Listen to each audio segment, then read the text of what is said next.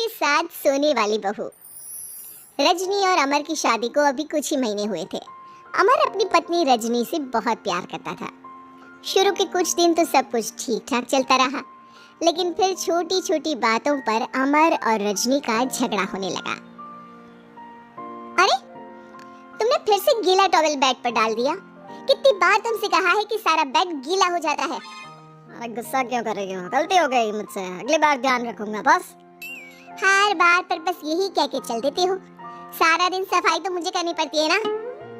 देखो रजनी, इस तरह नाराज मत हो। मैंने कहा ना, मैं ध्यान रखूंगा आगे से।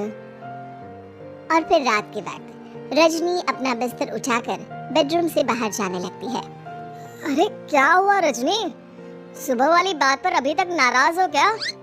नहीं, ऐसी कोई बात नहीं है। तो फिर तुम अपना बिस्तर लेकर कहाँ जा रही हो? मैं मम्मी जी के कमरे में सोने जा रही हूँ। मम्मी जी अकेली है ना। अरे कैसी बात करती हो रजनी? शादी के बाद लड़कियां अपने पति के पास अपने बेडरूम में सोती हैं। सास के पास कौन सोता है? मैंने कहा ना, मेरा मन कर रहा है इसलिए मैं मम्मी जी के पास सोने जा रही हूँ। अरे रजनी, मेरी बात तो सुनो यार। मेरा भी तो मन करता है ना तुमसे प्यार करने का, तुम्हारे साथ रहने का। ऑफिस से थका हारा आया हूँ और तुम मम्मी जी के पास सोने जा रही हो। देखो, मुझे आज अपनी सास के पास सोने का मन है और मैं जा रही हूँ। इतना कहकर रजनी अपनी सास के साथ सोने के लिए उनके कमरे में चली जाती है। रजनी बेटा, तुम यहाँ? मम्मी जी, क्या मैं आपके पास सो सकती हूँ? हाँ हाँ बेटा, क्यों नहीं, बिल्कुल सो सकती हो। लेकिन सब ठीक तो है ना? अमर के साथ झगड़ा हुआ है क्या? नहीं नहीं मम्मी जी, मैं रोज रोज इनके साथ उस कमरे में सोकर बोर हो चुकी हूँ। थोड़ा सा चेंज हो जाएगा इसलिए आपके पास सो जाती हूँ। आपको कोई एतराज हो तो बता दीजिए। अरे नहीं नहीं बेटा, ऐसी कोई बात नहीं, सो जा। और फिर अगले दिन। अमर बेटा, तुम्हारा रजनी के साथ कोई झगड़ा हुआ है क्या? नहीं तो मम्मी, ऐसे तो कोई बात नहीं है। क्यों, क्या हुआ? अरे वो कल रात मेरे कमरे में सोने आ गई थी तो मुझे लगा सब ठीक तो है ना बेटा? नहीं मम्मी जी, वो ऐसी बस उसका मन किया होगा। कह रही थी कि मम्मी अकेली है इसलिए आपकी चिंता हो रही थी। पर अगली रात को फिर से रजनी अपना बिस्तर उठाकर सास के कमरे में पहुंच जाती है। रजनी बेटा, आज फिर से मेरे पास सोने आ गई। मम्मी जी, आपको मेरा अपने पास आना अच्छा नहीं लगता? अगर ऐसी बात है तो मैं बाहर ड्राइंग रूम में चली जाती हूँ। अरे नहीं नहीं बेटा, ऐसा कुछ नहीं है। पर अमर अपने कमरे में अकेला होगा ना? अरे तो वो कौन से 6 महीने के छोटे दूध पीते बच्चे हैं, उनको डर थोड़ी ना लगता है। इतने बड़े हो गए हैं, 1-2 दिन अकेले सो लेंगे तो कुछ बिगड़ नहीं जाएगा। और इस तरह फिर तो ये रोज की बात हो गई। रजनी रोज अपना बिस्तर उठाती, अपनी सास के पास आकर सो जाती। सास उससे कुछ इसलिए नहीं कहती है क्योंकि उसे लगता है कि बहू बुरा मान जाएगी। एक दिन सुबह सुबह, माँ मेरे लिए चाय बना दो, ऑफिस जाने का टाइम हो रहा है। अरे बेटा, तो रजनी से क्यों नहीं कह देते? मुझे उससे बात करने का बिल्कुल भी मन नहीं है। अरे आखिर क्या बात है बेटा, तुम इतने उदास क्यों लग रहे हो? देखो ना माँ, आजकल रजनी का बिहेवियर मुझे कुछ समझ में नहीं आ रहा। रोज रात को आपके पास आकर सो जाती है। अगर उसे मेरी परवाह नहीं तो मुझे भी कोई फर्क नहीं पड़ता। अमर गुस्से में ही घर से ऑफिस चला जाता है। ये देखकर सास बहुत दुखी हो जाती है। और फिर अगले दिन, मम्मी जी, मैं आ गई आपके पास सोने। हाँ बहू, सो जाओ। पर वो क्या है ना, आज मेरा पुरानी फिल्में देखने का बड़ा मन कर रहा था। कोई बात नहीं, सो जाओ, मैं पिक्चर देखती रहूंगी। ठीक है मम्मी जी। रजनी की सास तेज आवाज में अपने कमरे में टीवी चलाकर रखती है। इसकी वजह से रजनी को नींद नहीं आती, लेकिन वो पूरी रात करवट बदल बदल कर सोने की कोशिश करती रहती है। सास को लगता है कि अब रजनी उसके कमरे में सोने नहीं आएगी, लेकिन अगली रात फिर रजनी उसके कमरे में सोने के लिए पहुंच जाती है। मम्मी जी, मैं आ गई।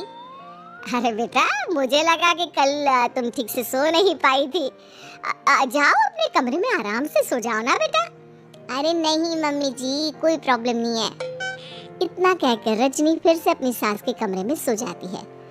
आधे घंटे बाद, बेटा जरा मेरे पैरों पर तेल तो लगा दे। ठीक है मम्मी जी। रजनी अपनी सास के पैरों पर तेल लगाकर जैसे ही सोने लगती है, आधे घंटे बाद फिर से। बहू, मेरे सर में बहुत दर्द हो रहा है, जरा मेरा सर तो दबा दे। ठीक है मम्मी जी, दबा देती हूँ। बहुत जोर से नींद आ रही है। अपनी सास का सर दबाकर रजनी फिर से सोने की कोशिश करती है, पर आधे घंटे बाद फिर से। अरे बहू, बड़ी जोर से प्यास लगी है बेटा, जरा किचन से पानी तो लेकर आ। अरे मम्मी जी, जैसे ही नींद आने लगती है खुश भाग लेती है। रजनी चुपचाप जाकर किचन से पानी लेकर आती है। इस तरह रजनी की सास पूरी रात हर आधे आधे घंटे पर उसे किसी न किसी बहाने से जगाती रहती है। रजनी परेशान हो जाती है। सास को लगता है कि इस बार वो उसके कमरे में सोने के लिए बिल्कुल नहीं आएगी, लेकिन अगली रात फिर से रजनी वहाँ पहुँच जाती है। मम्मी जी, आज मैंने आपकी दवाई, पानी सब कुछ ला कर रख दिया है। अब आप प्लीज़ चुपचाप सो जाइएगा और मुझे भी सोने दीजिएगा।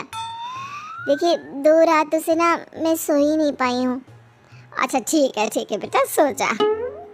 थोड़ी देर के बाद रजनी की सास बहुत ज़ोर ज़ोर से खर्राटे लेना शुरू करती है। खर्राटे इतने तेज़ होते हैं कि रजनी के कानों में दर्द होने लगता है।